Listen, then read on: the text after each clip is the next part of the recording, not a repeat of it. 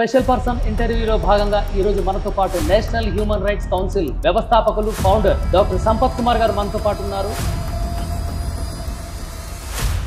నేటి యువత చెడిపోతుంది అని అంటే మాదక ద్రవ్యాలు మత్తుకు బానిసవుతున్నారు. వీటిపైన ఎలాంటి చర్య తీసుకోవాలనుకుంటున్నారు? ఎలాంటి కార్యాచరణ ఇంతకుముందు ఏమైనా చేశారా? పబ్బుల్లో వీటి సినీ యాక్టర్లు కానీ పెద్ద వాళ్ళు కానీ మీ స్టింగ్ ఆపరేషన్లు మీరు చేస్తున్నటువంటి జనరల్ ఆపరేషన్లు చాలా వరకు ఉపయోగపడుతున్నాయి. అంటే మీరు న్యాయం కోసం పోరాడుతుంటారు. దీంతో మీకు ఏమైనా థ్రెటింగ్ కాల్స్ ఇట్లాంటి రావడం ఏమైనా జరుగుతుంది? 100% థ్రెటింగ్ కాల్స్ వస్తుంటాయి. ఇంకా చాలా మంది మరి మీకు భయమేదా? మీకు ఫ్యామిలీ ఉన్నది కదా, ఇద్దరు ఆడపిల్లలు, ఒక బాబు. ఒక వ్యక్తి ఎవరైతే నేను సేవ చేస్తాను ప్రజలకి అంటూ ముందుకు వస్తాడో, నేను ఒక సంస్థను పెడితే నా మీద థ్రెటింగ్ కాల్స్ ఉంటాయి, తప్పుడు కేసులు ఉంటాయి. ఒక మైనర్ బాలిక నేను పెళ్లి చేసుకున్నానని కేసు వేస్తే వేరే వాళ్ళకి బాధ వస్తే మీరు వస్తారు, మీకు బాధ వస్తే ఎవరు వస్తారు? మీకు తెలియదేమో, నేషనల్ హ్యూమన్ రైట్స్ కౌన్సిల్లో సంపత్ కుమార్ గారు పోతే ఆ స్థానానికి వచ్చి ఆయన పక్కన నిలబడి ఆయన పక్షాన్ని నిలబడి పోరాడేందుకు సిద్ధపడేటువంటి నాయకులు. మీ సంస్థ కార్డులు వేసుకొని కొంతమంది మోసాలకు పాల్పడుతున్నటువంటి వారిపై మీరు ఏ విధంగా చర్య తీసుకుంటారు? భాషా మహేష్ పటేల్ అనే వ్యక్తి ఆయన మాత్రం పనిచేసేటప్పుడు అయితే మీకు ఇంతకు చెప్పాను, నోటరీయాలు ఎఫిడవిట్ మాకు సమర్పించాలని. నేను సమర్పిస్తాను సార్, ఇస్తాను సార్, నా మీద కేసులు లేవు, నాకు ముందు ఇవ్వండి, నేను రాష్ట్రాన్ని బాగా ముందుకు తీసుకెళ్లగలను అని హామీ. స్పెషల్ పర్సన్ ఇంటర్వ్యూలో భాగంగా ఈరోజు మనతో పాటు నేషనల్ హ్యూమన్ రైట్స్ కౌన్సిల్ వ్యవస్థాపకులు ఫౌండర్ డాక్టర్ సంపత్ కుమార్ గారు మనతో పాటు ఉన్నారు. సమాజం హితం కోసం స్థాపించవలసి వచ్చిందా, ఎందుకు ఈ సంస్థని స్థాపించాల్సిన కారణం ఏంటి అని అడిగి తెలుసుకునే ప్రయత్నం చేద్దాం. నమస్తే అండి. నమస్కారం సార్. బాగున్నారా? చాలా బాగున్నాను. చెప్పండి సార్, ఎందుకు ఈ నేషనల్ హ్యూమన్ రైట్స్ కౌన్సిల్ని స్థాపించాల్సి వచ్చింది? ముందుగా మీ ఖైజర్ ఛానల్ యాజమాన్యానికి, అలాగే ఈ ఛానల్ వీక్షిస్తున్న ప్రజలందరికీ కూడా national human rights council NHRC తరఫున ధన్యవాదాలు. నా పేరు doctor Sampath Kumar, MBBS MD general medicine చేస్తున్నాను. నేను సంస్థ స్థాపించడానికి అనేక కారణాలు ఉన్నాయండి. ఇది మా తండ్రి గారైన సహదేవుడు గారు కూడా ఆయన కూడా కొద్ది సంఘ సేవ చేస్తారు, బాగా చేయాలనే ఒక తపనతో ఉన్నటువంటి వ్యక్తి.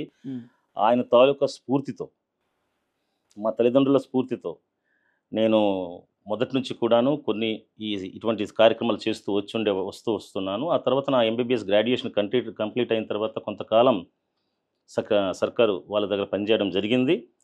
తద్వారా బయటకు కొన్ని కారణాల వల్ల ట్రాన్స్ఫర్స్ మీకు తెలిసి ఉంటాయి. దానివల్ల అక్కడ దూరంగా వచ్చినందువల్ల వెళ్ళలేక పిల్లల భవిష్యత్తు కోసం, పిల్లల కోసం ఇప్పుడు ఇండిపెండెంట్గా మాకు నేనుగానే ఒక జగ్గు జంక్షన్ గాజువాకలో డాక్టర్స్ అండ్ డాక్టర్స్ ప్లాజాలో ఒక ఛాంబర్ ఓపెన్ చేసుకుని వర్క్ చేస్తూ ఉంటాను. అంటే క్లినిక్ ఉంది ఇప్పుడు? నాకు క్లినిక్ ఉందండి. ఓకే, క్లినిక్ ఉంది. నా మీద అభిమానం ఉండే పేషెంట్స్ ఉన్నారు. రెగ్యులర్గా డయాబెటిక్కి సంబంధించి జనరల్ ఫిజిషియన్ కాబట్టి డయాబెటిక్ అండ్ జనరల్ కేసెస్ అన్నీ కూడా చూస్తూ ఉంటాను. అప్ టు సాయంత్రం 5 వరకు కూడా ఏదైతే ప్రజా సంకల్పం ఉందో మాకు ఈ NHRC ద్వారా చేయాల్సిన పనులన్నీ చేసుకుంటూ సాయంత్రం 5 గంటల తర్వాత 4-5 గంటలు నేను వెళ్ళి అంటే సాధారణంగా వైద్యులు అంటే అధిక ఫీజు వసూలు చేస్తారు, కన్సల్టెన్సీ ఫీజు అని ఉంది. మీరు ఎంత ఛార్జ్ చేస్తున్నారు? నేనైతే కేవలం 300 రూపాయలే తీసుకున్నానండి. గాజువాక ప్రజలందరికీ తెలుసు. కేవలం కరోనా సమయంలో కూడా పేషెంట్ని ప్రక్కన కూర్చోబెట్టుకుని ధైర్యంగా ట్రీట్మెంట్ ఇస్తూ అదే 300 రూపాయల ఫీజుకి వారం రోజులు 1 వీక్ ట్రీట్మెంట్ 300 రూపీస్ ఫీజు మాత్రమే తీసుకుంటాను నేను. అది గాజువాక ప్రజలందరికీ తెలుసు. ఎక్కువగా ఎవరికి ఫీజుల్లో వాటిలో డిమాండ్ చేయడనే విషయం తెలుసు. తద్వారా ప్రజల ఆధారాభిమానాలు బాగానే మెండుగా నాకు లభించాయి. సంతోషం. అయితే ఒక విషయం చెప్పండి, ఇప్పుడు మీ కుటుంబ నేపథ్యం ఎలా ఉంది? మీకు పిల్లలు ఎంతమంది? నాకు ఇద్దరు పాపలు, ఒక బాబు అండి. ఓకే. ఈ సంస్థ పెట్టిన తర్వాత మా అబ్బాయికి ఒక రకమైన ఇంట్రెస్ట్ వచ్చి BL చేస్తాను డాడీ, నాకు లా చేస్తే దీని మీద అభివృద్ధి మంచి కాన్సన్ట్రేషన్ వస్తుంది, నేను చేసి ముందుకెళ్తానని అబ్బాయి BL చేస్తున్నారు. పిల్లలిద్దరూ కూడా డాక్టర్గా మేము పడుతున్న కష్టాలు, అర్ధరాత్రి వచ్చి పేషెంట్ నిలబెట్టి చేసే దీంట్లో పిల్లలు కొద్దిగా ఇటువంటి సర్వీస్ మేము ఇవ్వలేము, మేము వేరే లెవెల్లోకి వెళ్తాం. పెద్ద అమ్మాయి పావనిదేవ్ BSc బయోటెక్నాలజీ చేస్తుంది, చిన్న అమ్మాయి ఇంటర్మీడియట్ మనం కంప్లీట్ అయింది, ఇప్పుడు డిగ్రీ BBA చేయడానికి సిద్ధపడుతుంది. అబ్బాయి BL చేస్తాడు. 3 పిల్లలు. సంతోషం. అయితే ప్రధానంగా NHRC అంటే ఎక్కడ అన్యాయం జరిగితే అక్కడికి వెళ్తుంటారు? NHRC అన్న పదానికి అర్థమే national human rights council. NHRC మానవ హక్కుల కోసం ఏదైతే రాజ్యాంగబద్ధంగా మన కాన్స్టిట్యూషన్ రైట్స్, ఫండమెంటల్ రైట్స్ ఇచ్చిందో అది ప్రతి చోట ఉల్లంఘన జరుగుతుంది. ఎక్కడైతే ఉల్లంఘన జరుగుతుంటుందో వాళ్ళు మాకు అప్రోచ్ అయ్యేటప్పుడు వాళ్ళకి సపోర్ట్గా ఆ ప్రజలకి, ఆ పబ్లిక్కి, ఆ బాధితులకి లేదా పీడితులకి సపోర్ట్గా నేషనల్ హ్యూమన్ రైట్స్ కౌన్సిల్ ఎప్పుడు ముందుండి పోరాడుతూనే ఉంటుంది. ప్రజెంట్ మన ఆర్గనైజేషన్ 14 రాష్ట్రాల్లో దిగ్విజయంగా నడుస్తుంది. మంచి టీము, మంచి గట్సున్న టీం ఉన్నది, మంచి నాయకులు ఉన్నారు, సర్వీస్ మోటోతో వచ్చి చేయడానికి వచ్చారు. ఈ రోజు వరకు సిన్స్ 4 ఇయర్స్ టు మా ఆర్గనైజేషన్కి ఎటువంటి డ్యామేజ్ లేకుండా 3 ఏళ్లుగా ప్రతి సభ్యుడు తమ సొంత ఖర్చులతో పనిచేసిన సందర్భాలు ఉన్నాయి. అయితే ఇప్పుడు ప్రధానంగా చూసినట్లయితే నేషనల్ హ్యూమన్ రైట్స్ కమిషన్ ఒకటి ఉంది, మీదేమో నేషనల్ హ్యూమన్ రైట్స్ కౌన్సిల్ ఉంది. అవునండి. దానికి దీనికి వ్యత్యాసం ఏంటి, అసలు తేడా ఏంటి? కమిషన్ అనేది ప్రభుత్వ పరంగా నడిపిస్తున్న సంస్థ.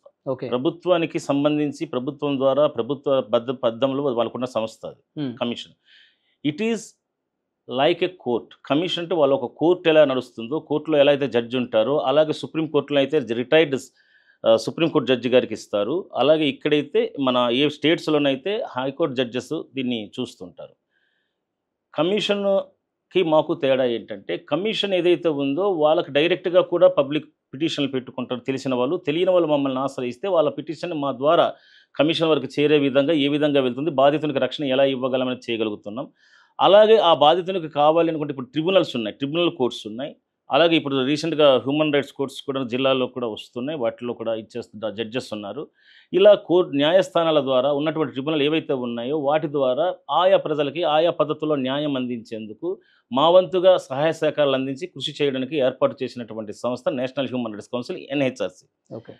ఈ ఎన్హెచ్ఆర్సి అనేది మేము నేషనల్ వైడ్గా నడిపిస్తాం కాబట్టి నేషనల్ క్యాపిటల్ టెరిటరీ అనేది ఏదైతే ఒక సంస్థకి నేషనల్ అనే పేరు ఇచ్చే అధికారం ఉందో ఆ సంస్థ ద్వారా మాత్రమే మేము దీన్ని రికగ్నైజ్ చేయడం జరిగింది, రిజిస్ట్రేషన్ చేసుకున్నాం. న్యూఢిల్లీ, ఈస్ట్ న్యూఢిల్లీ.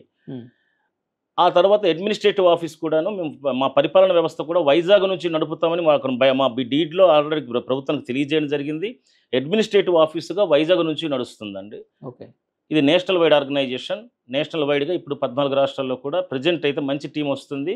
ఇంకా చాలామంది ఎందుకు సభ్యత్వానికి అవధులు లేవు కాబట్టి ఎంతమందికి దీనిలో పనిచేస్తాము. చాలామంది ఒక ప్లాట్ఫామ్ కావాలి, ఒక ప్లాట్ఫామ్ ద్వారా ప్రజలకు సేవ చేయాలి. ఇటువంటి న్యాయానికి సంబంధించినటువంటి అగైనిస్ట్ క్రైమ్, వయోలెన్స్ మేము ఇచ్చిన దీంట్లో కూడా అగైనిస్ట్ క్రైమ్, వయోలెన్స్ అండ్ కరప్షన్కి వ్యతిరేకంగా పనిచేస్తామని ఏదైతే మేము హామీ ఇచ్చి ఐడియా పెట్టామో అలాగే అంటే మా డీడ్ ద్వారా ప్రభుత్వానికి తెలియజేసామో తద్వారానే మీరు నెక్స్ట్ ఏదైతే కౌన్సిలింగ్ కానీ ఫ్యామిలీ కౌన్సిలింగ్ వీటికి సంబంధించి ఉన్నాయో ఇటువంటివన్నీ కూడా మా దగ్గరకు వస్తున్నాయి. ప్రధానంగా మీరు ఒక విషయం చెప్పాలి, ఇప్పుడు జనరల్గా ఆర్గనైజేషన్స్ రన్ కావాలన్నా అది వాటికి ప్రభుత్వ ఆమోదం ఉండాలన్నా కూడా మీకు కేంద్రం నుంచి ఏమైనా ఆమోద సర్టిఫికేట్స్ ఇవ్వడం జరిగింది.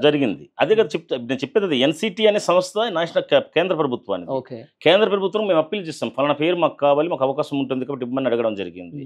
వాళ్ళు పరిశీలించిన మీదట ఈ పేరుకు సంబంధించి మేము ఏదైతే డీడ్ సమర్పిస్తామో ఆ డీడ్లో ఉన్న అంశాలు ఏవైతే ఉంటాయో వాటి క్షుణ్ణంగా పరిశీలించి వాళ్ళు దాన్ని వాళ్ళ స్టాంపింగ్తో ముందు స్క్రూటినీ చేస్తారు. స్క్రూటినీ చేసిన తర్వాత ఆ స్క్రూటినీ చేసిన తర్వాత మాత్రమే వీళ్ళు మేము అర్హత ఉందా లేదా అనేది కూడా చూసిన తర్వాత మాత్రమే నేషనల్ అనే పేరు వీళ్ళు ఎంతవరకు అడుగుతున్నారు, ఎలా అడుగుతున్నారు, వీళ్ళు చేయగలరా లేదా, వీళ్ళు స్టామినా ఏంటి అని చూసిన తర్వాతనే నేషనల్ క్యాపిటల్ టెరిటరీ కూడాను ఒక భాగంలో వాళ్ళ విచారణ తర్వాత okay they are comfortable to do this service, they are ready to do this service, so ఈ అర్హత మీకు ఉంది అని రాజ్యాంగబద్ధంగా ఏదైతే మాకు అర్హత ఉందో దాని ప్రకారమే ఆ పేరును పొందాం.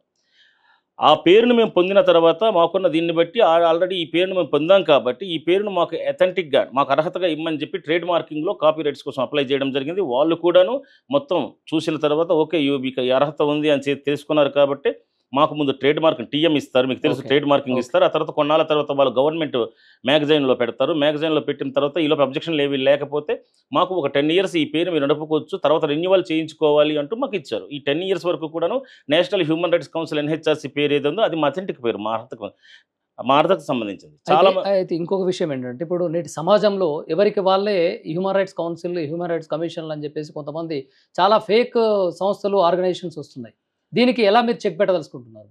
సమాజంలో సంస్థలు పెట్టుకునే హక్కు ప్రతి ఒక్క వ్యక్తికి ఉంది. ఇది మనకు రాజ్యం కల్పించిన హక్కు. అయితే ఏదైతే వాళ్ళు కోరుతున్నారో సరైన పద్ధతుల్లో రికగ్నైజ్ చేసుకోమని మేము చెప్తున్నాం సంస్థలకు. ఏంటంటే డెఫినెట్గా పరిధులు ఉంటాయి. ఫర్ ఎగ్జాంపుల్ ఈ జిల్లా ఎస్పీ గారు ఉన్నారనుకోండి, ఆ జిల్లాలో ఉన్న కేసులే చూస్తారు, పక్క జిల్లాలకు వెళ్ళకూడదు. అలాగే ఈ జిల్లాలో ఉన్నటువంటి ఏదైతే రిజిస్ట్రేషన్ అథారిటీస్ సంస్థ ఒకటే ఉంటుంది, మిగతా రిజిస్ట్రేషన్ సంస్థలన్నీ భూములు, రెవెన్యూ చూడొచ్చు. కానీ రిజిస్ట్రేషన్ ఎన్జిఓస్ ఎన్జిఓస్ రిజిస్ట్రేషన్ చేసే సంస్థ ఒకటే ఉంటుంది, అంటే ఒకటే ఉంటుంది జిల్లాకి. ఆ జిల్లా సంస్థలో వెళ్ళి ఎన్జిఓగా మనం రిజిస్టర్ చేసుకుంటాం. పరిధులు ఏంటంటే ఏ జిల్లాలో రిజిస్ట్రేషన్ చేసుకుంటే అది ఆ జిల్లాకే పరిధి అవుతుంది. వాళ్ళకున్న పరిధి హక్కు అంతవరకు వస్తుంది. సపోజ్ నేను జిల్లా ప్రాంతంగా ఒక ఎన్జిఓ స్టార్ట్ చేస్తున్నాను అనుకుంటే ఆ జిల్లాకి వెళ్ళి జిల్లా సబ్ రిజిస్ట్రీ ద్వారా చేసుకుంటారు. వాళ్ళ పరిధులను చెప్పాలి. అలాగే స్టేట్లో, రాష్ట్రంలో కూడాను ఈ రాష్ట్రం ఆంధ్రప్రదేశ్ ప్రకారం నేను చేసుకుంటాను అనుకుంటే రాష్ట్రంలో ఉన్నటువంటి రాష్ట్ర రిజిస్ట్రీ సబ్ రిజిస్ట్రీ ఒకటి ఉంటుంది. రాష్ట్రంలోకి వచ్చి ఆ రాష్ట్ర ప్రాంతంలో రిజిస్ట్రేషన్ చేసుకోవాలి. అలాగే నేషనల్ వైడ్ చేసుకుంటానంటే డెఫినెట్గా సెంట్రల్ గవర్నమెంట్ ఆమోదం పొంది అర్హత పొందినటువంటి సంస్థ మాత్రమే రికగ్నైజ్ చేయాలి. ఓకే.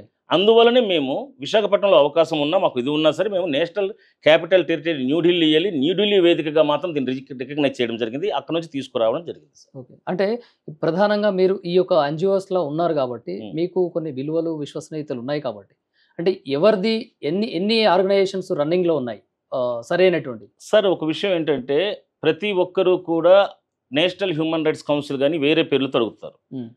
ఆ పేర్లు కొన్ని సెక్షన్ 8 అని ఒకటి చేస్తారు. ఇది 2 రకాలు. ట్రస్ట్ అంటే బిజినెస్ ట్రస్ట్లు అయితే సెక్షన్ 8 కింద చేసుకుంటారు, వ్యాపారాలు ధోరణితో చేసే సంస్థలు. ముందుగా సర్వీస్ చేసుకుందాం అనుకున్నది సెల్ఫ్ సొసైటీ ఆర్గనైజేషన్ ద్వారా, సొసైటీ కానీ లేకపోతే ట్రస్ట్ ఆర్గనైజేషన్లో సెల్ఫ్ ఆర్గనైజేషన్ ఆఫ్ సర్వీస్ అని కానీ 2 రకాలు ఉంటాయి. ఈ 2 రకాల 1888 యాక్ట్ ప్రకారం మేము ట్రస్ట్ యాక్ట్ చేసుకోవడం జరిగింది సర్వీస్ చేయడం. ఈ ట్రస్ట్ యాక్ట్ ద్వారానే సర్వీసులు దేశం మొత్తం అందిస్తున్నాం, అందరికి కూడా తెలిసేలా చేస్తున్నాం. ఇటీవల కాలంలో 3 సంవత్సరాల తర్వాత మాకు యూఎన్లో అవకాశం ఇచ్చారు. 3 ఏళ్ళుగా మాకు ఇవ్వాల. 3 ఏళ్ళు మీరు ముందు చేస్తున్నారా లేదా అని చూసిన తర్వాత 3 సంవత్సరాలు మేము ట్రై చేసిన తర్వాత ఆ తర్వాతే మేము ఇంటర్నేషనల్ అక్రిడిటేషన్ ఫామ్లో మేము రిజిస్ట్రేషన్ చేసుకున్నాం. ఆ తర్వాతే ఐఎస్ఓ వచ్చింది. ఐఎస్ఓ ఇంటర్నేషనల్ స్టాండర్డైజేషన్ వచ్చింది. ఈ ఇంటర్నేషనల్ స్టాండర్డైజేషన్ మామూలుగా ఏ వ్యాపార సంస్థలకైతే వెంటనే ఇస్తాయి, కానీ సర్వీస్ ఓరియంటెడ్ ఆర్గనైజేషన్స్ మనం పెట్టుకున్నప్పుడు దానికి సంబంధించిన ప్రతి రికార్డు కూడా క్షుణ్ణంగా పరిశీలించిన తర్వాత ఐఎస్ఓ సర్టిఫికేట్ ఇస్తుంటుంది మాకు.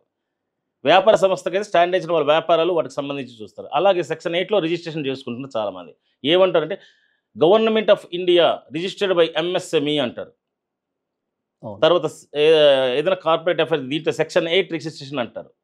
ముఖ్యంగా నేను తెలియజేస్తుంది ఏంటంటే ప్రజలకి, యు అనే అక్షరంతో స్టార్ట్ అయినటువంటి ప్రతి రిజిస్ట్రేషన్ కూడా వ్యాపార సంస్థకు సంబంధించింది. ఓకే. అది ఫస్ట్ గమనించాలి ఎవరైనా. అంటే యు అని పెట్టి రిజిస్ట్రేషన్ నెంబర్ చాలా పొడవుగా ఉంటాయి, 12-15 నెంబర్స్ ఉంటాయి రిజిస్ట్రేషన్స్ వాళ్ళవి. అలా రిజిస్ట్రేషన్స్లో సొసైటీ రిజిస్ట్రేషన్ మేము ఇంతవరకు చూడలేదు. కేవలం 4 ఇంకా దాటితే 5 నెంబర్స్తో మాత్రమే రిజిస్ట్రేషన్లు అయిన సొసైటీస్ మేము చూసాం. వాటిని మాత్రమే చేయడం జరిగింది. ఇలా సొసైటీ రిజిస్ట్రేషన్ చేసుకోవాలి, లేదా కన్సర్న్డ్ అథారిటీతో ఆ అథారిటీ ప్రాంగణంలో మాత్రమే చేసుకోవాలి. ఇప్పుడు ఫర్ ఎగ్జాంపుల్ ఎవరో ఒక రిటైర్మెంట్కి దగ్గరలో ఉన్నటువంటి ఒక సబ్ రిజిస్ట్రీతో ఎవరితో కలిస్తే వాళ్ళకేదో మనం కట్టేస్తే వాడు నేషనల్ పేరు ఇచ్చి రికార్డ్ వెళ్ళిపోతాడు, రిటైర్ అయ్యి వెళ్ళిపోతారు. లేదా వాళ్ళ ప్రెజర్ పడలేకో లేకపోతే మరో దాని వల్ల నేషనల్ పేరు ఇచ్చినా సరే అది చెల్లదు. ఎందుకంటే పక్క రాష్ట్రానికి వెళ్తే మీరు ఇది తెలంగాణలో చేసుకున్నారు కదా, ఇది ఆంధ్రప్రదేశ్లో చేసుకున్నారు కదా, మీరు మా దగ్గరికి ఎలా వస్తారని అడిగే పరిస్థితులు ప్రజలు అడుగుతారు, చాలామంది అడుగుతారు. అప్పుడు తెలియని వాళ్ళు, అవగాహన లేని వాళ్ళు ఎవరు ఆ సంస్థల్లోకి వెళ్తే మనకు తెలియదు. నెంబర్ 2 అయితే ఒక విషయం చెప్పండి, ఎన్హెచ్ఆర్సీకి మీ దగ్గరికి దరఖాస్తు అంటే బాధల్లో ఉన్నామని వాళ్ళు మీ దగ్గరికి వస్తారా, లేకుంటే మీరే వాళ్ళ దగ్గరికి వెళ్ళి మాట్లాడడం జరుగుతుందా? We have website. మా వెబ్సైట్ అనేది క్షుణ్ణంగా www.nhrcindia.org పొందుపరచబడి ఉంది. అందులో ప్రతిదీ కూడా ఎవ్రీథింగ్ వి ప్రొవైడెడ్ దేర్. అది ప్రభుత్వ సంస్థలు వెతుక్కొనియండి, ఎవరు చేయనండి, మా రికగ్నైజేషన్లతో మా కమిట్మెంట్స్, కొన్ని సంస్థలతో కమిట్మెంట్స్ మాకుంటాయి. ఆ కమిట్మెంట్ ప్రతి ప్లెజెస్ కూడా మేము తీసుకొని, కమిట్మెంట్స్ కూడా ప్లెజ్లుగా తీసుకొని మా సంస్థ ద్వారా మేము ముందుకు చేస్తుంటాం. ఎవరైనా ఆ వెబ్సైట్లో కానీ లేకపోతే ఇతరత్ర మా వాళ్ళ మెయిల్ పొందుతారు. కొంతమంది ఇతర మెయిల్ పొందిన వాళ్ళు అక్కడికి వెళ్తే మా మెయిల్ జరుగుతుంది, మీరు అక్కడికి వెళ్ళండి అని సజెస్ట్ చేసిన వాళ్ళు కొంతమంది వస్తుంటారు. ఈ విధంగా మాత్రమే డెవలప్ అవుతాం తప్పించి మేము సొంతంగా ఎక్కడో. అయితే ఇంకోటి ఉంది, ఏదైనా మీలాంటి మీడియా ద్వారా కానీ ఒక రెగ్యులర్ పేపర్ న్యూస్లో కానీ ఎక్కడైనా ఇప్పుడు దళితులకు కానీ ఎవరికైనా లేకపోతే మరి కులపరగా అంటే ఇక్కడ ఒక మాట చెప్పాలి ఏంటంటే వాళ్ళ హక్కుల భంగం, ఇది భంగపాటు జరుగుతుంది, ఇది హక్కులకు సంబంధించింది, రిలేటెడ్ టు రైట్స్ అన్నప్పుడు మాత్రం డెఫినెట్గా మా సంస్థ వాళ్ళ దగ్గర స్వచ్ఛందంగా వెళ్ళి కూడా మా సహాయాన్ని అందించే అవకాశం ఉంటుంది. మీకు ఏం కావాలి, ఏ విధంగా సహకరించగలం చేయడము, ఆ విధంగా వాళ్ళకి కావలసినటువంటి వెసులుబాటు అటు లీగల్ పరంగా ఉన్న మాకు నియర్ 100 మెంబర్స్ అబౌవ్ అడ్వకేట్స్ ఉన్నారు. సిన్స్ అంటే district court and magistrate court నుంచి కూడా హైకోర్టు, సుప్రీంకోర్టు వరకు కూడాను మాకు అడ్వకేట్స్ కొంతమంది ఉన్నారు. వాళ్ళ ద్వారా మేము కేసులు ఫైల్ చేయించి కొద్దిగా ఉచిత న్యాయం వాళ్ళకి ఏ విధంగా అందుతుంది, ఏ విధంగా చేయగలం, వాళ్ళకి న్యాయంగా ఉంటే ఆ న్యాయాన్ని గెలిపించేంత వరకు కూడా వాళ్ళ వెన్నంటుండి పోరాడేటువంటి ఏకైక సంస్థ national human rights council NHRC. అయితే ఇంకొక విషయం ఏంటంటే ఈ పోరాడే విషయంలో అంటే మీరు న్యాయం కోసం పోరాడుతుంటారు. దీంట్లో మీకు ఏమైనా థ్రెటింగ్ కాల్స్ ఇట్లాంటి రావడం ఏమైనా జరుగుతుంటుందా? 100% అండి. 100% థ్రెటింగ్ కాల్స్ వస్తుంటాయి, బెదిరింపు కాల్స్ వస్తుంటాయి. ఇంకా చాలామంది మా దీని నుంచి మేము కొంతమంది వాళ్ళకు ముందుగా మాకు తెలియదు, వాళ్ళు ఏం చేస్తారు, మేము సెల్ఫ్ ఎఫిడవిట్ అడుగుతాం. నా మీద ఏ కేసులు లేవని ఎఫిడవిట్ ఇవ్వమని చెప్తే వాళ్ళు ఒక ఎఫిడవిట్ ఇస్తారు మాకు. ఏంటి, నా మీద ఎటువంటి కేసులు ఉన్నా ఏమున్నా నేనే బాధ్యత వహిస్తాను, మీకు సంబంధం లేదు, సంస్థకు సంబంధం ఉండదు, అది నా వ్యక్తిగతమైన ఒక ఎఫిడవిట్ ఇస్తారు వాళ్ళు. ఆ ఎఫిడవిట్ నోటరీ చేయించి మాకు ఇస్తారు. ఇచ్చేటప్పుడు దాని ఆధారంగా వాళ్ళకు ఉన్నటువంటి క్వాలిఫికేషన్ ఏదైతే ఉంటో, లేకపోతే మా సంస్థలో ఇంతకుముందు పనిచేసినటువంటి ఉంటారు ప్రెసిడెంట్, సెక్రటరీస్ వివిధ రాష్ట్రాల్లో ఉన్నారు, వాళ్ళ సజెషన్స్తోనూ వాళ్ళకి మనం ఏదో పదవి ఇచ్చి ఈ దీంట్లో చేసుకుంటే రన్నింగ్గా మెంబర్షిప్ ఇచ్చి పంపిస్తుంటాం. అంటే ఎవరైతే బాధితులు ఉన్నారో బాధితులకి మీరు సాయం చేసే దిశలో ఉన్నారు కాబట్టి వాళ్ళ పక్షాన మీరు అండగా నిలవద్దు అని చెప్పేసి మీకు థ్రెటింగ్ కాల్స్ వస్తాయి? చాలా వస్తాయి. ఇప్పుడు ఒక వ్యక్తికి సపోర్ట్గా వెళ్ళాం, ఎవరు లేరు సార్, నాకు ఎవరు సపోర్ట్ లేరు, నా హక్కులు లేవి, నాకు మీరు సహాయం చేయండి అని మా దగ్గరకు వచ్చి. మరి మీకు భయమేదా? మీకు ఫ్యామిలీ ఉన్నది కదా, 2 ఆడపిల్లలు, ఒక బాబు. సంస్థల్లో మంచి క్వశ్చన్ సార్. సంస్థల్లోకి వచ్చేటప్పుడు ఒక వ్యక్తి ఎవరైతే నేను సేవ చేస్తాను ప్రజలకి అంటూ ముందుకు వస్తాడో, నేను వస్తున్నప్పుడే నాకు తెలుసు నేను ఒక సంస్థను పెడితే నా మీద థ్రెట్టింగ్ కాల్స్ ఉంటాయి, తప్పుడు కేసులు ఉంటాయి, తప్పుడు ఇవి ఉంటాయి. ఇటీవల కాలంలో ఒక మైనర్ బాలిక నేను పెళ్లి చేసుకున్నానని కేసు వేస్తే అక్కడ ఉన్నటువంటి ఎంపీడీఓ నాకు సమాధానం ఇవ్వలేక నా ఉద్యోగానికి అంతరాయం కలిగిస్తున్నాడని పెందుర్తి పోలీస్ స్టేషన్లో కంప్లైంట్ ఇచ్చి 8 సంవత్సరాలు అవుతుంది. 8 ఏళ్ళు అవుతుంది. ఆ కోర్టులో ఇక అక్కడే ఉంది, అది ఇంకా బయటికి నాకు సమన్ కూడా రాలేదు. చెప్తున్నాను అంటే ఇటువంటి దీంట్లో మమ్మల్ని థ్రెట్ చేసి మమ్మల్ని అణిచివేయడానికి, ఏదైతే ప్రజలకు న్యాయం చేస్తే వీళ్ళని అణిచివేస్తే మాకు న్యాయం జరుగుతుందన్న ప్రక్రియలో చాలామందిని వాడుకుంటారు, చాలామంది రకాలుగా మా మీద కేసులు పెడతారు, అలిగేషన్స్. వాటన్నిటినీ ఎదుర్కొని ముందుకెళ్ళేవాడే మా NHRC సైనికుడు. వేరే వాళ్ళకి బాధ వస్తే మీరు వస్తారు, మీకు బాధ వస్తే ఎవరు వస్తారు? మరి సార్ నాకు పెద్ద ప్రపంచం ఉంది, నా పెద్ద సొసైటీ ఉంది, సొసైటీలో మెంబర్స్ ఉన్నారు. మీకు తెలియదేమో, నేషనల్ హ్యూమన్ రైట్స్ కౌన్సిల్లో సంపత్ కుమార్ గారు పోతే ఆ స్థానానికి వచ్చి ఆయన పక్షాన నిలబడి పోరాడేందుకు సిద్ధపడేటువంటి నాయకులు చాలా మంది ఉన్నారు నా దీంట్లో. I will very happy with them. నిజంగా వాళ్ళందరికీ థ్యాంక్స్ చెప్పాలి, మీ ద్వారా థ్యాంక్స్ చెప్పాలి. ఈ రోజు ఉన్నటువంటి 2000-3000 మంది సభ్యుల్లో నాకు ఆపద వస్తే మేమున్నాం ముందు అని చెప్పేసి వాళ్ళే ముందుకు వచ్చి నిలబెట్టేటువంటి సభ్యులు నా దగ్గర ఉన్నారు సార్. వాళ్ళు మంచి పొజిషన్లో మంచి వ్యాపారాలు చేస్తూ, అటు వాళ్ళ వ్యాపారాల్లో లాభాలు పొందుతూ, ఇటువైపు సంస్థకి ప్రజలకు సేవ చేయడానికి సంస్థకు ఆదుకునేటటువంటి మహా నాయకులు ఇక్కడ ఉన్నారు సంస్థలో. అదే ప్రధానంగా NHRCలో ఎన్ని విభాగాలు ఉంటాయి, దీని యొక్క ప్రాముఖ్యత ఏంటి, విధి విధానాలు ఏంటి? Good sir. జనరల్ విభాగం అనేది ముఖ్యం ఇక్కడ. జనరల్ విభాగం అనేది అన్ని విభాగాలు, అలాగే ఎంప్లాయీస్లో ఇంజనీరింగ్ విభాగం ఉంది, ప్రజెంట్ డాక్టర్స్ విభాగం ఉంది, మెడికల్ పారామెడికల్ విభాగం ఉంది, అలాగే మీడియా విభాగం ఉంది, మా దీంట్లో నెక్స్ట్ వెల్ఫేర్ విభాగం ఉంది, ప్రజా ఆర్గనైజింగ్, ఈ మీడియాని మనం ఏదైనా ఉండేటప్పుడు ఆర్గనైజ్ చేసుకునేటువంటి కేపబిలిటీ ఆర్గనైజింగ్ విభాగం ఉంది, అలాగే ప్రొటెక్ట్ పబ్లిక్ విభాగం ఉంది, లేబర్ విభాగం ఉంది. అలాగే వీటన్నిటితో పాటు హక్కుల్లో భాగంగా జంతు విభాగం కూడా మాకుంది. ఎందుకంటే జంతు సంరక్షణ, మూగజీవుల సంరక్షణ కోసం కూడా మా డీడ్లో మేము మెన్షన్ చేసిన కారణంగా ఆ విభాగాన్ని కూడా, జంతు విభాగానికి సంబంధించింది కూడా మాకుంది. అయితే నేషనల్ కమిటీలో ఎంతమంది సభ్యులు ఉంటారు? ప్రజెంట్ నేషనల్ కమిటీలోనైతే మాకున్న సభ్యులు అయితే కేవలం 50 మంది నేషనల్ వైడ్ ఉన్నారండి. 50 మెంబర్స్ నేషనల్ కమిటీలో. అంటే జనరల్గా ఈ నేషనల్ కమిటీలో ఒక సభ్యుని నియమించాలంటే మీరు ప్రాపర్గా ఏం గమనిస్తారు వాళ్ళలో? ద గట్స్ ఆఫ్ మెన్, ఆడి ధైర్యాన్ని ముందు అంచనా వేస్తాం, ప్రజల్లోకి వెళ్ళే ధైర్యాన్ని, ప్రమాదాన్ని అంచనా వేసుకొని ప్రొటెక్ట్ చేయగల సామర్థ్యం ఉందా లేదా ఆయనకి అనేది అంచనా వేస్తాం. ఆయనలో ఉన్నటువంటి క్యాలిబర్ మేము చూస్తాం. అంటే మొదట జనరల్ విభాగానికి అంటే ఒక 10 మంది ఏదైనా చేస్తే ఆయన వెనకాల ఎంతమంది నిలబడగలరు, ఆయనకి ఎంతమంది ప్రొటెక్ట్ చేయగలరు, ప్రొటెక్ట్ చేసే సమాజాన్ని ఆయన ఏర్పరచుకోగలరా లేదా అనే విభాగాల్లో కొంతవరకు మేము చూడడం జరుగుతుంది. ఈ మీన్ వైల్ మీరు అడిగిన క్వశ్చన్లోనే చెప్పి, ఈ మీన్ వైల్లో మేము కొన్నిసార్లు ఫెయిల్ అవుతాం, మా అంచనాలు తప్పుతుంటాయి. అలా తప్పేటప్పుడు కొన్ని ఇబ్బందులు మాకు వస్తుంటాయి. అయితే సాధారణంగా ఇప్పుడు మీరు ఒకరికి పదవి బాధ్యతలు అప్పగించే క్రమంలో వారి నుంచి ఏమైనా రుసుము కానీ వారి నుంచి ఏమైనా డబ్బులు ఏమైనా తీసుకొని అంటే కొన్ని రూపాయలు తీసుకొని ఏమైనా ఇచ్చేది ఉంటుందా? ఎగ్జాక్ట్లీ మీరు ఫీజు కింద. ఫీజు కింద అంటే మీకు చెప్పింది ఏంటంటే మేము ఆల్రెడీ బైలాలో సూచించాం మెంబర్షిప్ ఫీజు మేము తీసుకుంటామని చెప్పడం జరిగింది. ఓకే. అది ఏంటంటే రెన్యువల్కి తీసుకుంటామని చెప్పడం జరిగింది. ఏదైతే మేము మాకున్నటువంటి డీడార్ బైలాలో మేము మెన్షన్ చేసామో దాన్ని మాత్రమే దానికి సంబంధించి మేము ఇచ్చేది కూడా ఒక ఐడి కార్డు, ఒక ట్యాగు, ఒక certificate, legal eligibility certificate, appointment order, at the same time membership, life time మెంబర్షిప్కి సంబంధించి ఆయన దగ్గర నుంచి 2,000 రూపాయలు మాత్రమే రుసువుగా వసూలు చేస్తాం. ఓకే. ఈ దీంట్లో కూడాను మా ఆఫీసు రెంట్లు కానీ మాకున్నటువంటి ఇది కానీ ఏదో ఎక్కడికైనా వెళ్ళాల్సి ఉంటే వాళ్ళకి చేయాల్సినప్పుడు ఇవి కానీ చేయడం జరుగుతుంది. కొన్ని సందర్భాల్లో మా సభ్యులు ఇప్పుడు ఫర్ ఎగ్జాంపుల్ ఒక నేషనల్ మీట్ జరుగుతుంది, ఒక స్టేట్ మీట్ జరుగుతుంది అన్నప్పుడు మా సభ్యుల్లోనే మేటీ అయినటువంటి వ్యక్తి బయటకు వచ్చి ఈ ఎక్స్పెన్సివ్ ఏదైతే ఉందో అది నేను పెట్టుకోగలను, నేను ముందుకు వస్తాను అని వచ్చిన వాళ్ళు ఉన్నారు. వాళ్ళు ఇచ్చినటువంటి ఏదైతే డొనేషన్ రూపంలో మాకు ఇస్తారో ఇచ్చినట్టు ఇస్తారో వాటిని ఖర్చుగా పెట్టుకుని ప్రజలకు సేవ చేసే ఇది చూపిస్తాం. ఫర్ ఎగ్జాంపుల్ ఒక వ్యక్తికి ఈ కేసులో ఇబ్బంది కలుగుతుంది, లేకపోతే ఒక సంస్థకి ఒక వ్యవస్థకి ఇబ్బంది కలుగుతుంది, అలా హక్కులు హరిస్తున్నాయి, వాళ్ళు ఆర్థికంగా ముందుకు రాలేకపోతున్నారు అన్నప్పుడు మేము ఆ కేసుని టేకప్ చేసి మాకు తెలిసినటువంటి ఎవరైనా ఒక మంచి డోనర్ ఉంటే లేదా ఒక మంచి అడ్వకేట్, మాకు అడ్వకేట్స్ ఉన్నారు, ఫ్రీ ఆఫ్ అడ్వకేట్స్ ఉన్నారు, ఫ్రీగా నేను సర్వీస్ ఇస్తాను వచ్చిన అడ్వకేట్స్ మా దగ్గర ఎక్కువ. అటువంటి అడ్వకేట్స్ కూడా సమాజంలో ఉండడం నేను నిజంగా గర్విస్తున్నాను. అటువంటి అడ్వకేట్స్ మా దగ్గర ఉన్నారు, 100 మంది దాకా ఉన్నారు. వాళ్ళల్లో ముందుకు వచ్చి ఈ కేసు నేను చేయగలను, నాకు ఇవ్వడే, నేను చూసుకుంటాను అనేటప్పుడు వాళ్ళు ఒకవేళ if the person stable to కేవలం కోర్టు ఖర్చులు ఏవైతే ఉంటే భరించగలిగేవాడు ఉంటాడు, అది మాత్రమే ఇవ్వగలను అంటాడు, ఓకే అదే ఇవ్వమని చెప్తాము, దాంతోనే పనిచేసిన అడ్వకేట్స్ ఉన్నారు. అలాగే ఒకళ్ళు ఇవ్వలేకపోతే మా సంస్థలో ఉన్నటువంటి ఎవరైనా ఉంటే దానికి కోర్టు ఖర్చులు మేమే భరిస్తాం కొన్నిసార్లు డొనేషన్ తీసుకుని. అలా చేసిన కేసులు కూడా ఉన్నాయి. చాలామంది సభ్యులు, చాలామంది వ్యక్తులు, వ్యవస్థలో ఉన్నటువంటి బాధితులు మా దగ్గరకు వచ్చారు, చేస్తున్నాం.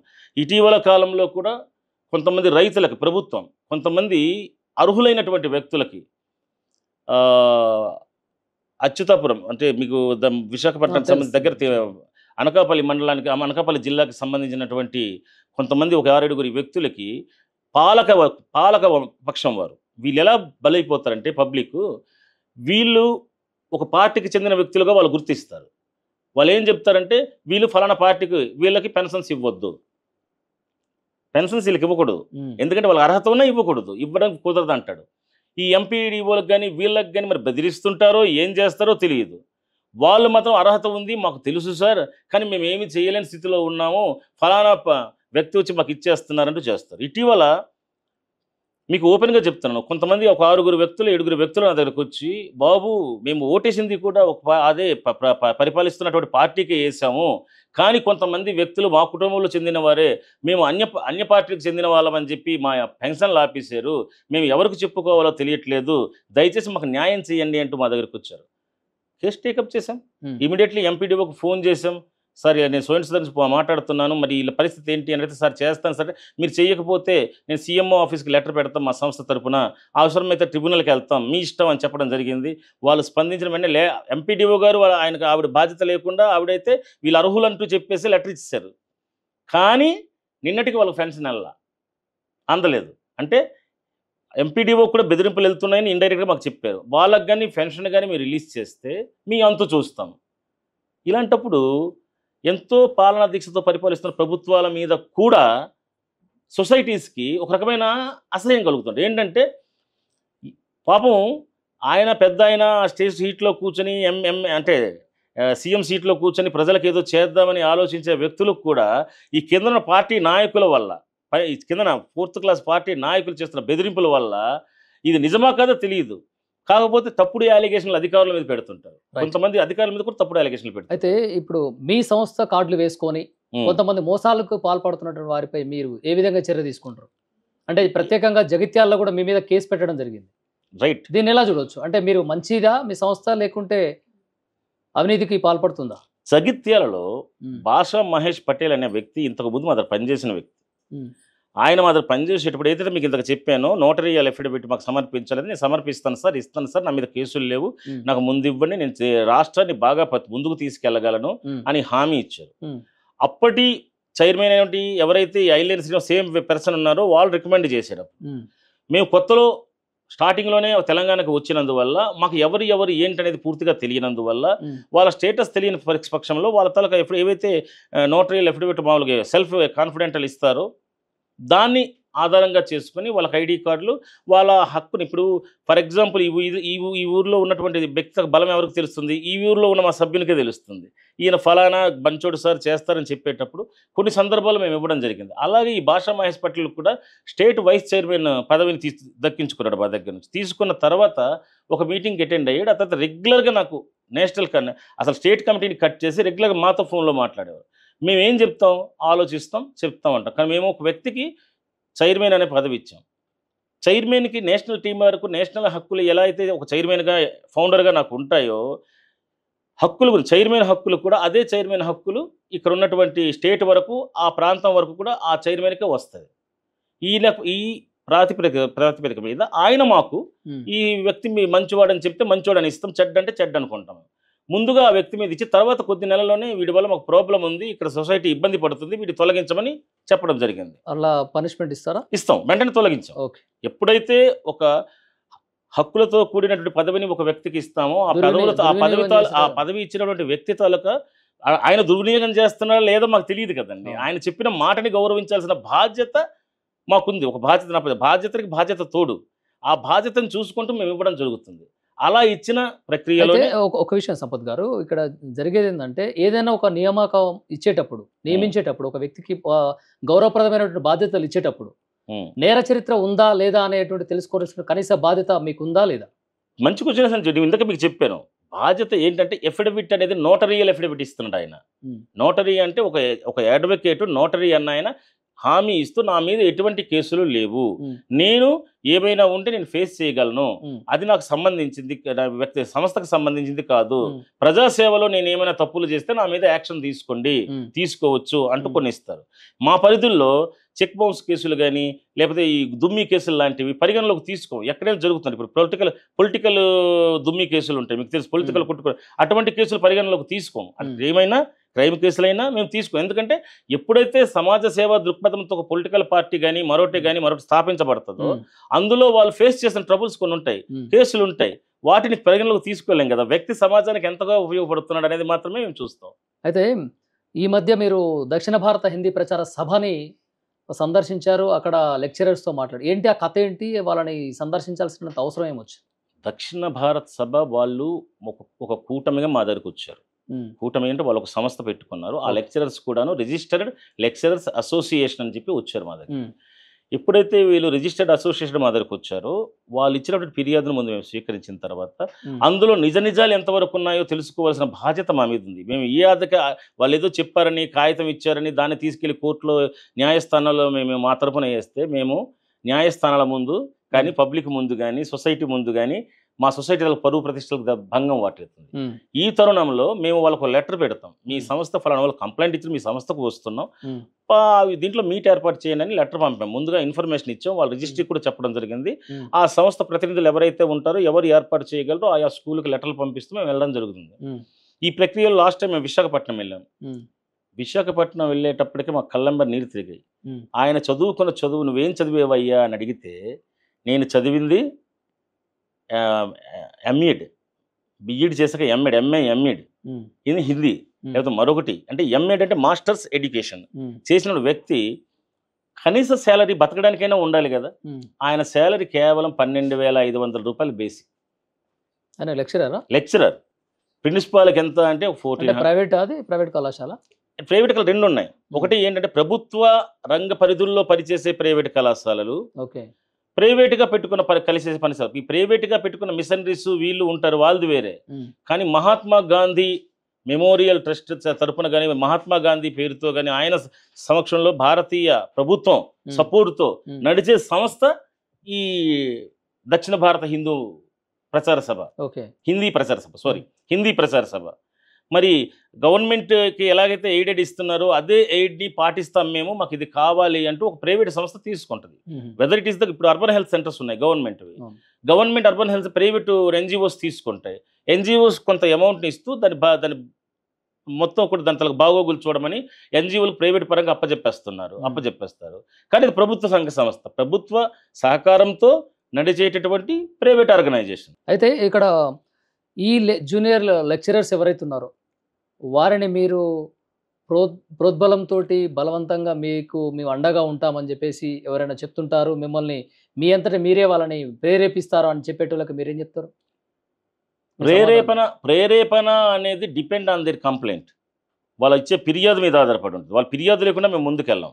ఒక వ్యక్తి రిటర్న్‌గా నాకు ఇబ్బంది కలుగుతుంది అంటే, నువ్వు ఈ రకాలుగా ముందుకు వెళితే నీకు న్యాయం జరిగే అవకాశం ఉందనేటటువంటి సజెషన్ గాని, హ్మ్. సహకారం గాని, స్వచ్ఛంద సేవా సంస్థగా మాకిచ్చే అర్హత మాకుంది. మేము అందిస్తాం. ఆళ్ళకి ప్రేరణ ఇవ్వాల్సిన అవసరం లేదు. బాధితుడు కడుపు మండేవాడికి ఎవడికి పేదవాడికి, కడుపు మండేవాడికి, ఆకలి తీరని వాడికి మనం ప్రేరణ ఇవ్వక్కర్లా. వాడి ఆకలే వాడెక్కడికి తీసుకువెళ్ళాలో అక్కడికి అంటే తీసుకెళ్తాం. కొంతమంది హ్యూమన్ రైట్స్ పేరు చెప్పుకొని మోసాలకు పాల్పడుతుంటారు. వాళ్ళంతటా వాళ్ళే వాళ్ళని అలా బలవంతపు ఫోర్స్ చేస్తున్నారు అని ఉన్నాయి. చెప్పే వాళ్ళకి ఉన్నాయి. ఇటీవల ఎన్హెచ్ఆర్పిఎఫ్ హ్మ్. అనే ఒక సంస్థ, that is the company organization. Hmm. Company organization అంటే ఈ వస్తువు నాది, నేను వ్యాపారం చేసి సొసైటీకి సేవ చేస్తానని వ్యాపార ధోరణితో చేస్తున్నటువంటి సంస్థ అది.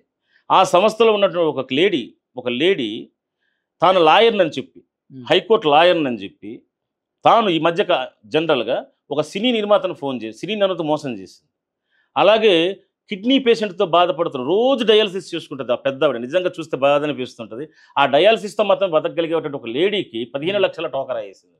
హ్మ్. 15 లక్షల టోకరా ఏసింది వాళ్ళ అభియోగం. ఇది నాది కాదు. మాకు చెప్పిన అభియోగం. అలాగే ఆ సినీ నిర్మాత డైలీ శేషప్రసాద్, ఆయన పేరు శేషప్రసాద్, మీకు తెలిసుంటది. ఇక్కడ మనకి కృష్ణ గారితో చాలా సినిమాలు చేసి బజార్ రౌడీ లాంటి మేటి సినిమాలు తీసిన నిర్మాత ఆయన. అటువంటి ఆయన ఇచ్చినటువంటి కంప్లెయింట్ కూడా పోలీసులు పట్టించకపోతే మమ్మల్ని ఆశ్రయించారు. హ్మ్. మేము కూడా సిపి గారి దగ్గరికి వెళ్ళడం జరిగింది. సిపి గారి దగ్గరికి రిప్రజెంటేషన్ ఇవ్వడం జరిగింది. ఆయన పెందుర్తి పోలీసులకి దాన్ని అప్పజెప్పారు. పెందుర్తి పోలీసులు ఈ క్రమంలో మేము యాక్షన్ తీసుకుంటామని చెప్పారు. మరి ఈ రోజు వరకు ఎటువంటి యాక్షన్ తీసుకోలేదు. నా నిర్మాత కూడా లబోదిబం అంటున్నాడు. ఈలోపు పోలీసులు వాళ్ళ డ్యూటీ ప్రకారం ఫోన్ చేశారు అమ్మాయికి రమ్మని. మా ఆయనకి బాలేదు, నేను తర్వాత వస్తాను. ఎందుకంటే ఈ సంస్థల్లో స్వతహాగా ఉన్నవాడికి కొద్దిగా లీగల్ ఎథిక్స్ తెలుసుంటాయి. ఏదైనా అరెస్ట్ చేస్తున్న పోలీసులు అంటే ముందుగా వెళ్ళి హాస్పిటల్ అడ్మిట్ అయిపోతారు. ఒకరోజు ముందే హాస్పిటల్ అడ్మిట్ అయిపోతాయి. ఏదో ఒక హాస్పిటల్, జ్వరం అనో అదనో. డాక్టర్గా ఏం తెలుస్తుంది, వాడికి ఏముందో చూడాలి కదా. వాడు వచ్చి జాయిన్ అవుతున్నా, నాకు ఒంట్లో బాగాలేదు, నాకు ఏదవుతుంది, కడుపులో విపరీతమైన నొప్పి వచ్చేస్తుందని ఒక లేడీ వచ్చేటప్పుడు ఏం జరుగుతుందో తెలియాలిగా. ఆడు స్కాన్కో వాటికో వీటికో రైట్ సంపత్ గారు, ఇది తెలంగాణ రాష్ట్ర ఎన్హెచ్ఆర్సి బాధ్యతలు ఎవరికి అప్పగించారు? వాళ్ళ రోల్ ఏ విధంగా ఉంటుంది?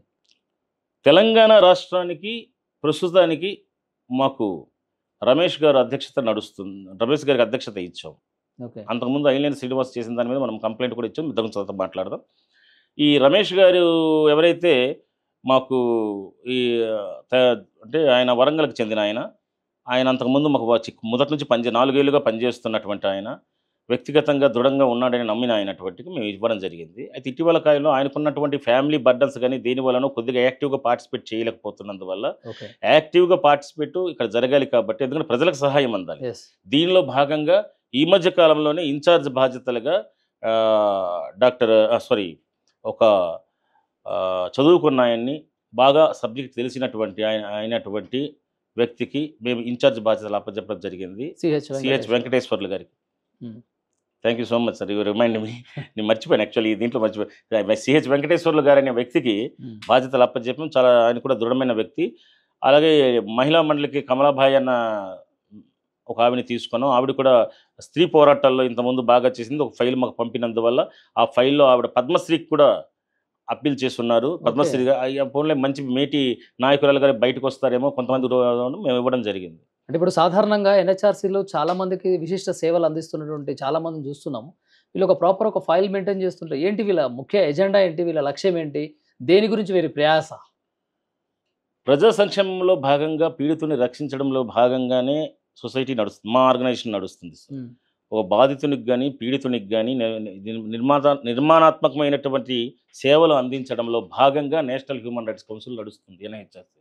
దీనికి వేరే అంటూ ఏమీ చెప్పలేం. ఎందుకంటే ఇబ్బంది, బాధ అనే దాంట్లో ఉండడం జరిగింది. ఈ ప్రక్రియలో కొంత సమయాల్లో కొంతమంది ఎస్సీలు చేసే తప్పులు కూడా కులాన్ని అడ్డం పెట్టుకుని రక్షించుకున్న ప్రక్రియలో మా నాయకుల మీద కూడా, ఇక్కడ ఇటీవల ఒక స్వప్నగరణ నాయకుల మీద, ఒక మహిళా నాయకురాల మీద కూడా ఎస్సీ ఎస్టీ కేసు పెట్టారు. వాళ్ళు జనరల్గా న్యాయాన్ని అడిగినందుకు, ప్రశ్నించినందుకు ఇది తప్పు, ఇది మీకు స్థలం కాదు, ఇది మరొకరిది, మీరు ఇక్కడ ఉండకూడదు అని చెప్పినందుకు మేము ఎస్సీ వాళ్ళం, మేము ఎక్కడైనా పెట్టుకోవచ్చు అన్న దీక్షతో పెట్టుకున్న సందర్భంలో దాంట్లో జరిగింది. అప్పుడు పోలీసులు మాకు సహకరించాల.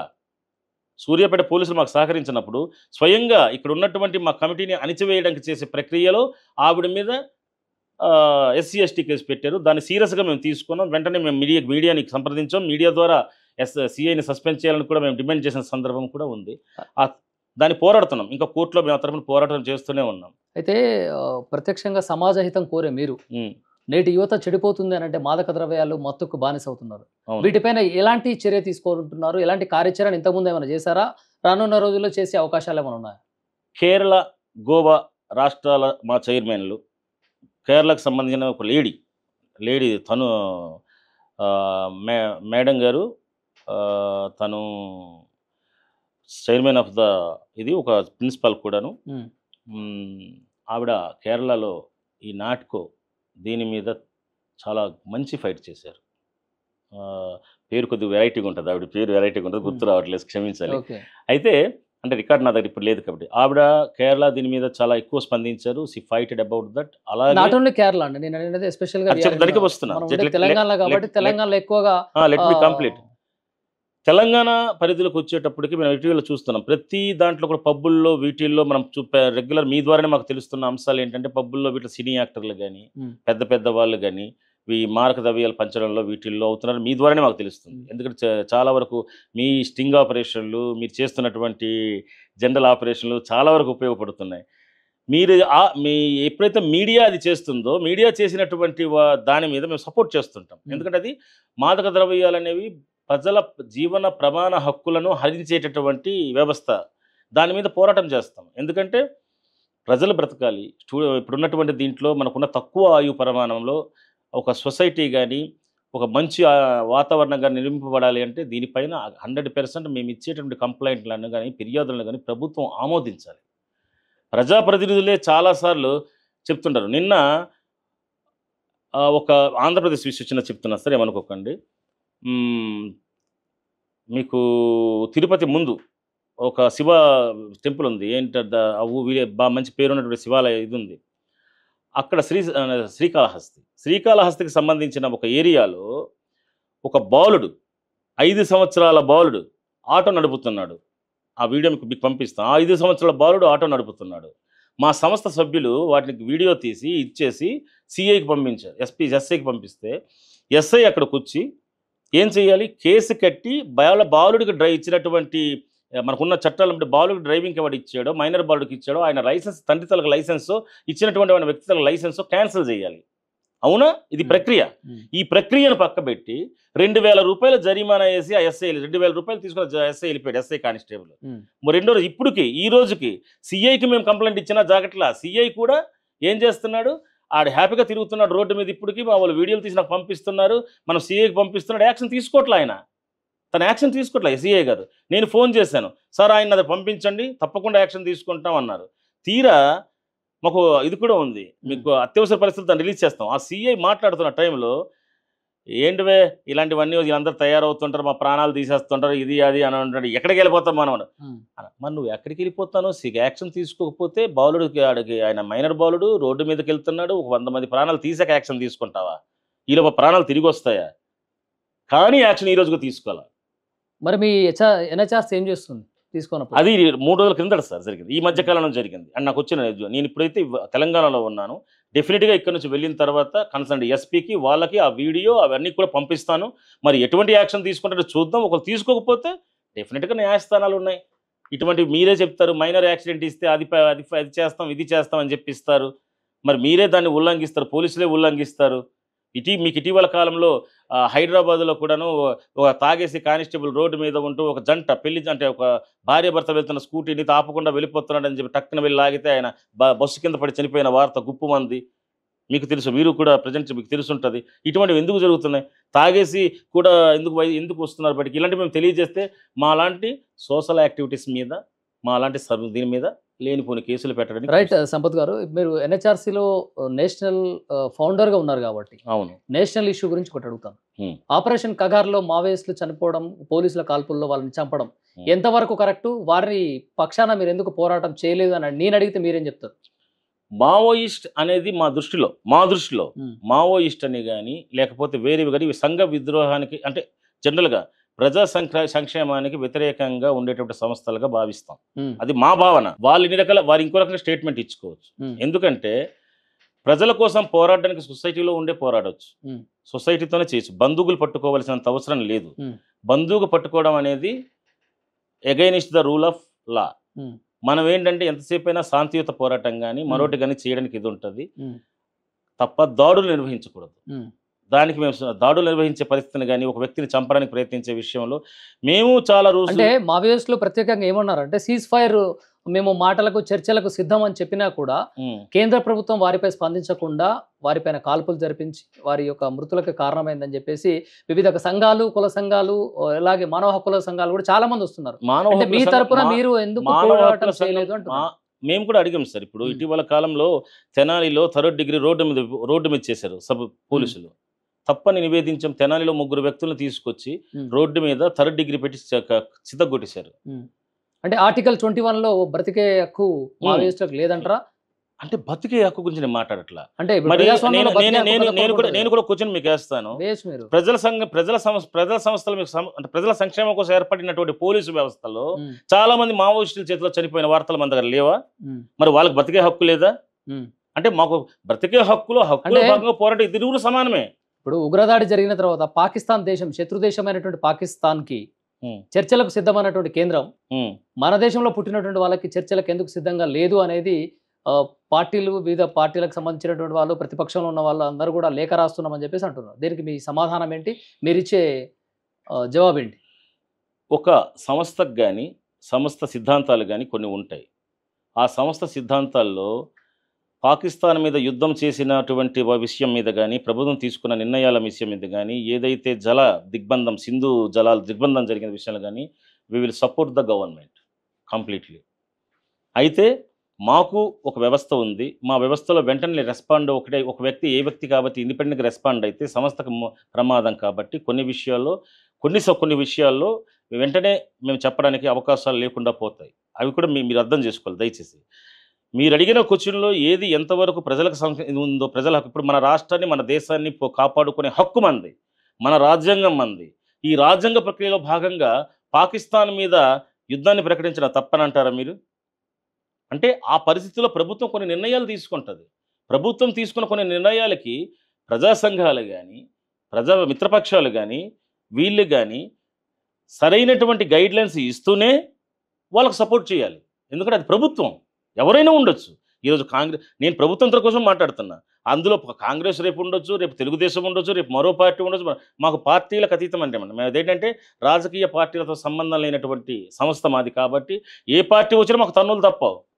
ఏ పార్టీ వచ్చినా వాళ్ళు చేసే తప్పుల మీద మేము ప్రశ్నిస్తుంటాం. ఎవరు ప్రభుత్వంలో కూర్చొని మేము అడుగుతుంటాం.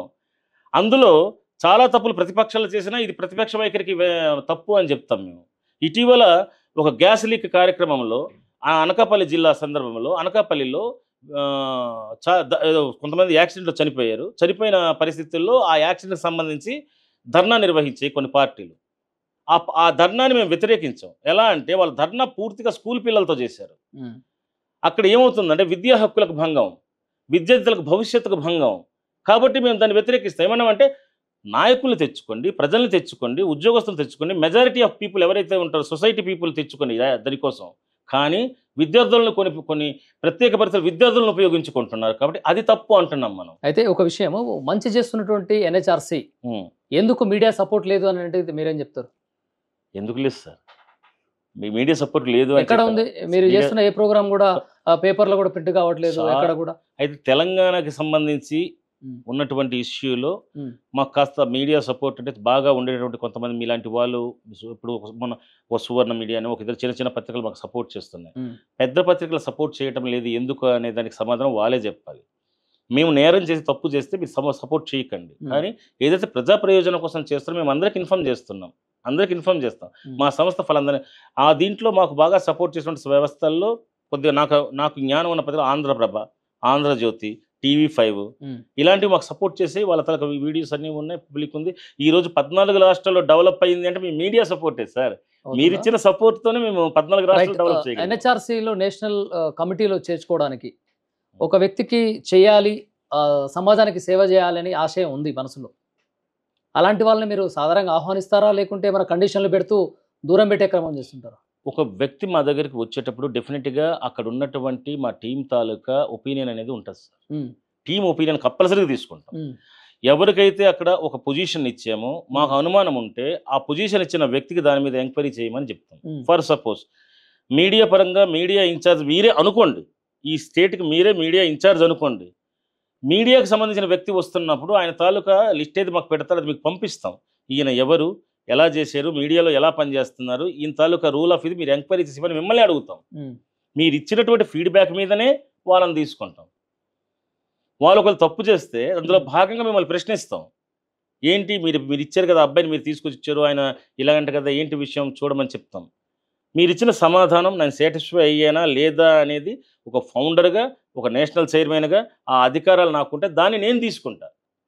కొన్నిసార్లు టెక్నికల్‌గా గానీ, లేకపోతే కొన్నిసార్లు నాకు డైరెక్ట్‌గా ఏదైనా ఇదనిపించేటప్పుడు నేనే కొన్ని సందర్భాల్లో ఇండిపెండెంట్ డిసిషన్ తీసుకునే మౌలిక హక్కు నాకు ఉంది కాబట్టి దాన్ని నేను ఉంటుందా మీకు? ఉపయోగించు. ఓకే. నేను నా సంస్థకు founder. Hmm. I am the boss of my organisation. హ్మ్.